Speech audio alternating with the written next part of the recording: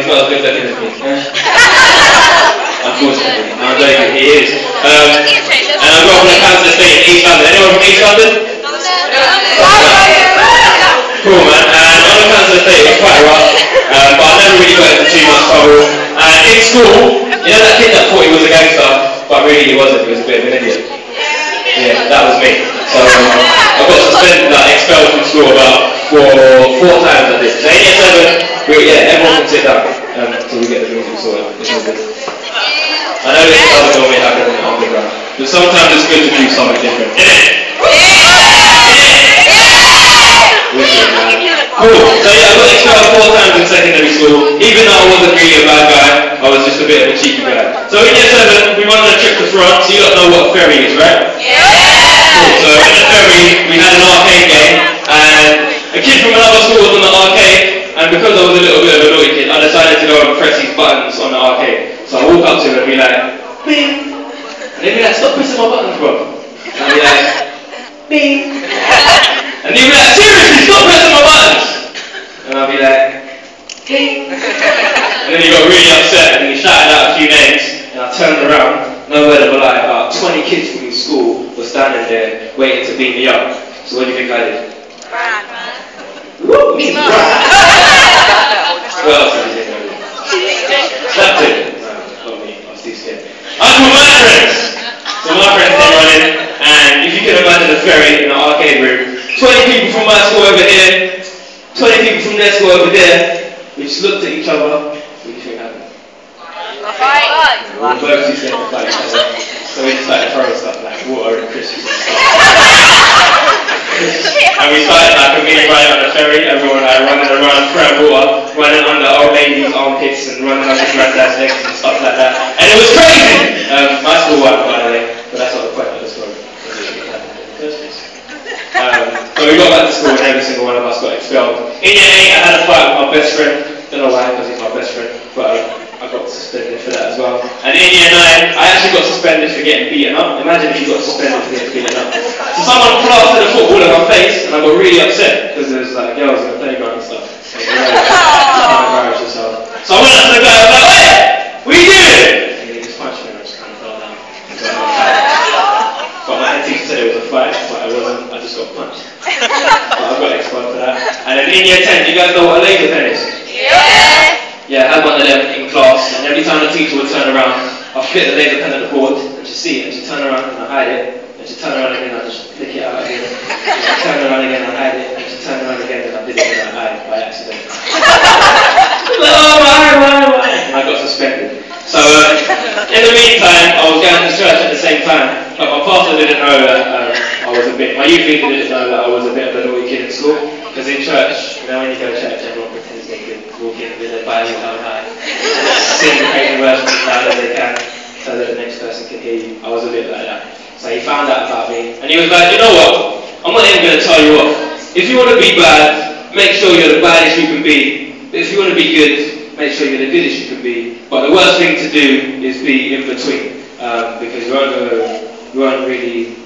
don't belong to one side basically. So he said, assess your options. Do you want to live a life of being bad, get poor grades, maybe end up on the streets like some of the boys in your estate, and live that kind of life? Or do you want to fix up and live a life of faith? You're in a Christian family already, you want to really live for Jesus. So I assessed my options and I decided to live for Jesus. And since then, I had never turned back. In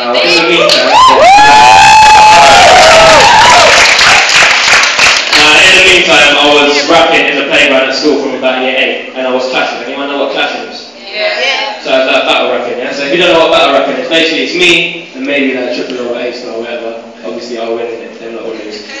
I'll be like, yo, I went to your mum's flat, and I saw your mum's bro. And then he'll be like, what? You're not above me, your granddad's ugly, yeah? And we'll say stuff like that to each other. And whoever says the funniest things or the most offensive things wins. And I always won because I wasn't really a good guy with the words that came out of my mouth. So when I became a Christian, I was going to quit rapping. Number 1, because I wasn't very good anyway, and no one bought my records or anything. And number 2, because only negativity came out of my mouth. And my youth leader was like, you know what, I clearly got a talent, even though I was rubbish. I don't know what he saw with me. But he said, why don't you put your faith in your music? And I started doing that, and that's when it really started to take off with me. And So the reason I'm telling you my testimony is whatever gift or whatever talent you've got, make sure you use it to the best of your ability and you use it to glorify God. The gift that you have is God's gift to us, and what we do with it is our gift back to God, yeah? And are you guys Christians? Just by and I know being a Christian is absolutely fantastic, but does anyone go through hard times already? Yeah, someone said that was passionate. It's alright, I'm with you. Yeah, the hard time of my life was about 3 months after I decided to totally get to Jesus. Me and my friends were playing football in the playground at school, and it was pouring down with rain. And in my school we had something called the wet bell, right? And the wet bells, you might have had it in primary school, is when it's raining and it's too dangerous to play outside, you have to go in because you're little kids and you might fall over and hurt yourself. Did anyone have that in primary school? Yeah! Cool. Well, we had it in secondary school. That's alright. So the wet bell rang, and me and my friend said, you know what, we're not going into class because we're a little cool and we want to play football and stuff. So we carried on playing football, about me and 6 of us, and then out of nowhere, a massive lightning bolt struck the middle. This is a true story, by the way, I'm not lying. A massive lightning bolt struck the middle of the playground, and every single one of us fell to the floor because it was like the most powerful thing you would have ever felt in your life. And I was dazed for about 5-10 seconds, and about 5 of us got up, and we didn't know what happened. We were all bleeding. I still got a scar from it on my knee and stuff, and it was crazy. But we saw in the middle of the playground, one of my friends called Izzy was lying there, and he wasn't moving. And we were very worried about him, so we ran up to him, and he was wearing a school uniform, right? And from here all the way down to his feet, he was burnt, school uniform was ripped, he was bleeding on his face, and he just looked in a bad way, and he wasn't breathing as well. And it turned out that the lightning bolt actually struck him. So we went into school, got the teacher, he came out, tried to resuscitate him, wasn't happening, called the ambulance, they got the gear out the ambulance and tried to resuscitate him as well, but it wasn't happening. So the long and short of the story is that he had to go to hospital and be put in intensive care.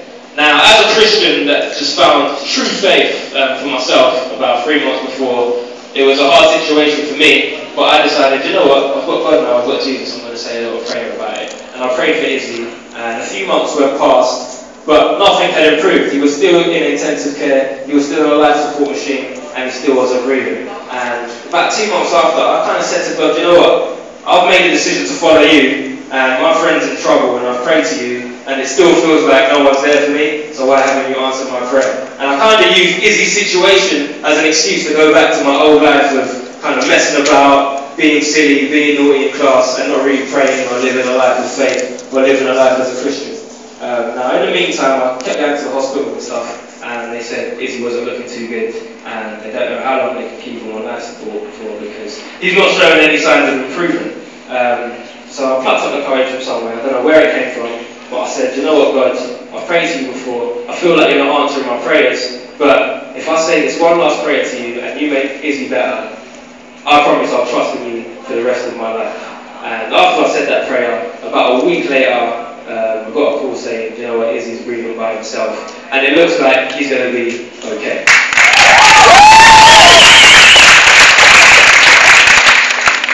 Now that story had a happy ending, and I know that quite a few stories or quite a few struggles in your life might not have a happy ending. You might lose people that are close to you and things like that. But I truly believe that God does miracles, and not only that, but He knows the best for every single one of you, and me, and every single one of the Next Ting 140 guys as well. So even if things don't work out the way you would like them to, I trust that God knows best, and just remember that Earth here is just like a transit. You know when you're like on a really long flight, and you have to stop over and like goodbye or something. That's not the final destination, that's just Earth. And you'll get back on the plane, and heaven is the final destination, not Australia or Hong Kong, or wherever you're going, yeah? So when you're going through a difficult situation, just know that there's a God that cares and loves you and knows best. Right?